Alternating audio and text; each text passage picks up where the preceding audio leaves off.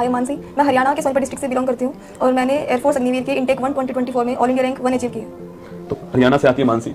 मानसी के माता पिता क्या करते हैं? मेरे पिताजी का नाम बंटी त्यागी है जो एक ट्रांसपोर्ट बिजनेस है और मेरी मदर मीनू जो एक होम मेकर है। अच्छा, मानसी के घर में मानसी के करीब और कौन कौन है?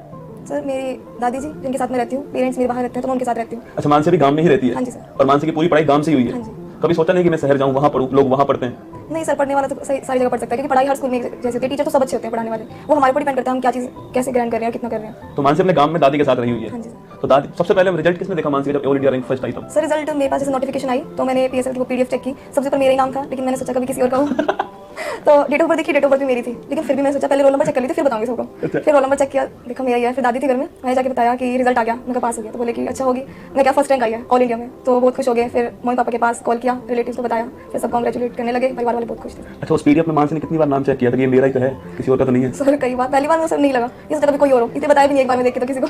तो फिर सबसे पहले दादी को बताया? हाँ जी सर, वही थी उस टाइम घर में। और फिर उसके बाद पापा मम्मी को बताया? अच्छा, मानसी किसके ज्यादा करीब है, पापा के मम्मी के? मम्मी के सर। मम्मी करीब है?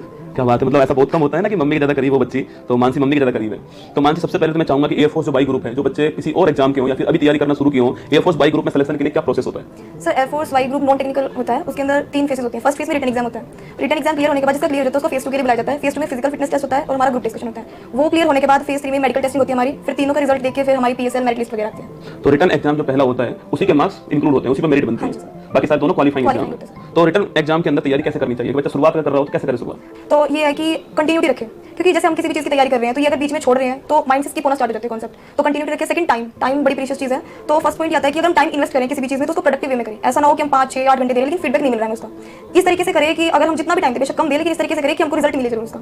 सेकंड ये कि टाइम टेबल बनाते हैं बच्चे, टाइम टेबल बना रहे हैं, एक बार बहुत स्ट्रिक्ट टाइम टेबल बनाते हैं लेकिन फॉलो नहीं कर पाते। मैं खुद कह रही हूँ कि 100% फॉलो नहीं हो पाता है। तो ये है कि ये कर सकते हैं कि सुबह उठ के अपने दिन को प्लान करें। अगर एक बार टाइम टेबल बना रहे हैं तो हर दिन अलग होता है, तो हर दिन अलग काम होता है, अलग से जाता है, तो नहीं हो पाता ऐसा। तो अपना सुबह अपने दिन को प्लान करें कि कितना टाइम हमें पढ़ाई में देना है, कितना टाइम किसमें देना है, वो ज़्यादा हेल्प करेगा। तीसरा इसे डेडिकेशन के साथ करें, पेशेंस बना के रखें। पेशेंस के साथ। ये कौन सा अटेम्प्ट था मानसी का? सर इससे पहले मैंने एक दिया था, उसमें मेरा रिटर्न क्लियर हो गया था लेकिन फेज 2 टेस्टिंग के लिए जो एडमिट कार्ड था उसकी नोटिफिकेशन नहीं आई मेरे पास। रिटर्न मेरा क्लियर था, अच्छा। नोटिफिकेशन आई मेरे को पता नहीं चला तो मैं फेज 2 टेस्टिंग के लिए जा नहीं पाई थी। अच्छा, रिटर्न तो क्लियर हो गया। कितने एग्जाम आए थे उस वाले में पहले इसके वाले? मार्क्स एग्जैक्ट तो याद नहीं है मेरे, फिर भी कोई हो 38 और इस वाले में कितने मार्क्स आए? 51.69। 51 मार्क्स आए। हाँ जी सर। किसमें किस हिसाब से मार्क्स आए, मतलब इंग्लिश में कितने आए? सर इंग्लिश में मेरे 20 में से 19 क्वेश्चन ठीक थे। 19 मार्क्स आपके? नहीं सर 18.75 नेगेटिव थी ना 0.25 की। तो एक गांव की लड़की इंग्लिश के अंदर, आपका मीडियम कौन सा है बचपन से अब तक? सर ये है जो एसएसटी के सब्जेक्ट है वो मैंने 10th तक हिंदी में किए थे, बाकी साइंस और मैथ्स वगैरह इंग्लिश में थी। फिर स्कूल चेंज किया 10th के बाद तो फिर टीचर्स ने बोला कि इंग्लिश में ले लो, इंग्लिश में ठीक है, आगे सोर्सेस वगैरह नहीं मिलती हिंदी में। तो फिर सर फिर एसएसटी में मैंने इंग्लिश में ले ली, हिस्ट्री पॉलिटिकल वगैरह। तो उस समय क्या माहौल था आपका मेरे को जब लगता चेंज किया था इंग्लिश में? सर सच में मेरे को लगता था इंग्लिश में बड़ा डिफिकल्ट होगा, बट ये है कि पढ़ाई में स्टार्टिंग में थोड़ा ठीक थी तो इतनी इंग्लिश तो समझ आती थी। जो नए वर्ड्स होते हैं वो हिंदी में भी इतने नहीं होते हैं और इंग्लिश में भी इतने नहीं, तो समझना हमको हिंदी में पड़ता है, इंग्लिश में पड़ता है। बस प्रैक्टिस करते रहो, आ जाते हैं, व्यवहार में लेते रहो। हाँ जी, टीचर कॉन्सेप्ट क्लियर कर दे तो इंग्लिश में भी हो जाता है कुछ। तो इंग्लिश में आपके क्या करा आपने इंग्लिश के लिए, मतलब तैयारी के दौरान? तैयारी सर मैंने बुक मंगाई थी, सेल्फ स्टडी से की है सर, क्योंकि इतना कुछ अगर पढ़े तो ध्यान से पढ़े तो इतना मुश्किल नहीं होता है, अगर वो क्या हमारी ठीक है तो हो जाता है। अच्छा, एयरफोर्स बाई ग्रुप का एग्जाम रिटर्न निकालना हो तो कितने महीने सफिशिएंट है? सर अगर ढंग से करे तो 3-4 महीने ठीक है, क्योंकि मेरा हो गया था। 3-4 महीने में हो जाता है? होता नहीं, फोड़ सकते हो, फर्स्ट रैंक आई 3-4 महीने में तो। और मानसी शुरू से ही इंटेलिजेंट है, मतलब 10th क्लास में क्या परसेंटेज मानसी? 10th में सर 96.6। 96.6 मार्क्स। और 12th में 95.2। 95.2। तो शुरू से ही मानसी पढ़ने में अच्छी थी। अच्छा, मानसी को पढ़ने के अलावा क्या शौक है? सर मैं लिख लेती हूँ थोड़ा बहुत। लिख लेती हूँ, मतलब क्या लिख लेती हो? कविताएं वगैरह। अच्छा, कौन सी कविता लिखी, कोई अच्छी सी कविता सुना दो हमें भी, कोई हो आपकी नज़र में? हाँ जी, माँ के लिए लिखी है मैंने। तो सुना दो। लीजिए, आप फर्स्ट रैंक ऑल इंडिया, माँ के लिए कविता सुना रही है और माँ के ही करीब है, तो बिल्कुल मानसी। मेरी जिंदगी में एक ऐसा शख्स है जिससे मैं बेहद प्यार करती हूँ। सच बताऊँ उसे खोने से मैं सबसे ज्यादा डरती हूँ। चाहने वाले और भी हैं पर उसकी कहाँ तुलना है। चाहती तो मैं सबको हूँ पर उसे मुमकिन कहाँ भूलना है। उसका कोई कहाँ मिलेगा, कहाँ कोई मिला है, वो कोई और नहीं मेरी प्यारी माँ है। घर में सबसे पहले उठना और सबके बाद सोना, काम के चक्कर में दिन भर लगे होना, खुद से पहले सबको खिलाना, बच्चे के जन्म से उम्र भर उसे चाहना। अब तुम ही मुझे ये बताओ जनाब, क्या संभव है ऐसा किसी और का कर पाना? संसार में युग पीढ़ी और लोग बदले, सब कुछ बदलता नजर आया, पर इतिहास इसका गवाह है, कोई माँ का प्यार न बदल पाया। संसार का यह अनमोल तत्व तो कृष्ण से राम तक, हम से आप तक सबने बराबर ही पाया। माँ तो वो शख्स है जिसका साया हर संकट से रक्षा करता है। माँ की उस शक्ति से तो भय भी खुद डरता है। और ये दुनिया देखकर समझ आया जनाब, कोई ऐसे ही नहीं माँ का गुणगान क्या करता है। क्या बात है, माँ वो है जो आपको 9 महीने ज़्यादा जानती है। माँ पहली टीचर है आपकी, जो उंगली पकड़ के आपको चलना सिखाती है, वो माँ ही होती है। माँ ही है जिसका प्रतिरूप आप में दिखाई देता है। तो सबसे पहले मैं चाहूँगा कि एक गांव की लड़की और एयरफोर्स के बारे में सोचती है, मैंने सोचकर भी थोड़ा ऐसा लग रहा है कि उस समय क्या क्या कहा हुआ लोगों ने आपसे कि गांव की लड़की है, क्यों एयरफोर्स सोच रही है, टीचर की तैयारी कर ले, कोई और एग्जाम तैयारी कर लेना, या फिर कोई और बायो ले ले, मेडिकल में चले जाना। ऐसे बहुत सारे ऑप्शन उस समय आए होंगे। 12th में आपकी अच्छी परसेंट थी तो उसमें बहुत सारे ऐसे ऑप्शन आए होंगे। ऐसे किस किसने कहा था और मतलब कैसे तूने खुद को कंट्रोल किया उस समय?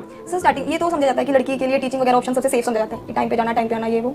और स्टार्टिंग सच बताऊं तो हमारे वहाँ भी माहौल था कि लड़कियां थोड़ा निगलेक्ट किया जाता था, लेकिन मेरी स्कूल की परफॉर्मेंस वगैरह को देख के फैमिली ने सपोर्ट करना स्टार्ट कर दिया था। उन्होंने भी फिर कुछ नहीं बोला कि ये करना है, और ये कि एयरफोर्स कम एज में अपना करियर बिल्ड करने की अपॉर्चुनिटी देता है। तो फिर सर मैंने इसकी तैयारी शुरू की और सच में रियलिटी तो ये है कि स्टार्टिंग में मेरे भाई का फॉर्म भरने गए थे अच्छा और फॉर्चुनेटली ये हुआ कि उसका फॉर्म नहीं भरा, मेरा फॉर्म फिल हो गया उसके फॉर्म में प्रॉब्लम आ गई थी, मेरा फिल हो गया था और सर फिर मेरा रिटर्न भी क्लियर हो गया था। फिर सर सेकंड फेज के लिए जा नहीं पाई, मैं कहा आपकी बात तो करना है।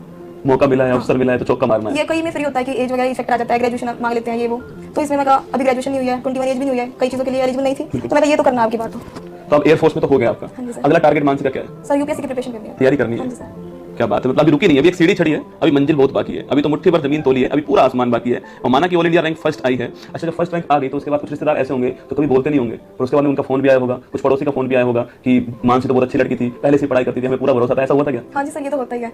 रिलेटिव्स भी के भी कॉल्स वगैरह मैसेजेस आने लगे, मेरे पास भी कुछ जान पहचान वाले लोग हैं जिनसे कभी बात भी नहीं हुई, अच्छा। कांग्रेचुलेशन के लिए उनके भी मैसेजेस आ रहे हैं इतने सारे, कई तो ऐसे जो तक देखे भी नहीं गए हैं। क्या बात है, मतलब आप सफलता कहते हैं ना कि कुछ देर की खामोशी फिर शोर आएगा, पड़ोसी तेरा वक्त आया था हमारा दौर आएगा। अभी मानसी का दौर चल रहा है और सफलता चिल्ला चिल्ला का सबको जवाब देने वाली है। आप सोचिए इनके माँ बाप को कितना प्राउड फील होता होगा आज कि मानसी उनकी बेटी है, ऑल इंडिया रैंक फर्स्ट आई थी, और इनकी दादी को कितना प्राउड फील होता होगा ये उनकी पोती है, इनके गांव वालों को कितना प्राउड फील होता होगा। गांव में आपसे पहले भी कोई एयरफोर्स में है? नहीं सर। अच्छा, पहली और सीधी फर्स्ट रैंक। हाँ जी सर। टारगेट सेट तूने तो बड़ा कर दिया गांव के लिए, अब जो है मतलब तुझे देखकर और लड़के मोटिवेट होंगे। हाँ जी सर, ये तो एक एग्जांपल सेट हो जाता है। फिर अब काफी मुझे देख के काफी लड़के ये बोलना स्टार्ट कर दे कि हम भी हम भी तैयारी करेंगे। उनके पहले ऐसा भी होता था कि घर वाले सपोर्ट नहीं करते थे, अब बहुतों के घर वाले भी सपोर्ट करने लगे कि हम भी कराएंगे अपनी लड़की का।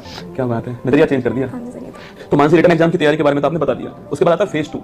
लोग उसको नेगलेक्ट करते हैं कि इसमें तो क्या ही करें, समझ नहीं आता करना क्या चाहिए इसके अंदर। तो फेज 2 के अंदर तो फिजिकल टेस्ट और ग्रुप डिस्कशन होता है, तो फिजिकल टेस्ट के लिए क्या करना चाहिए?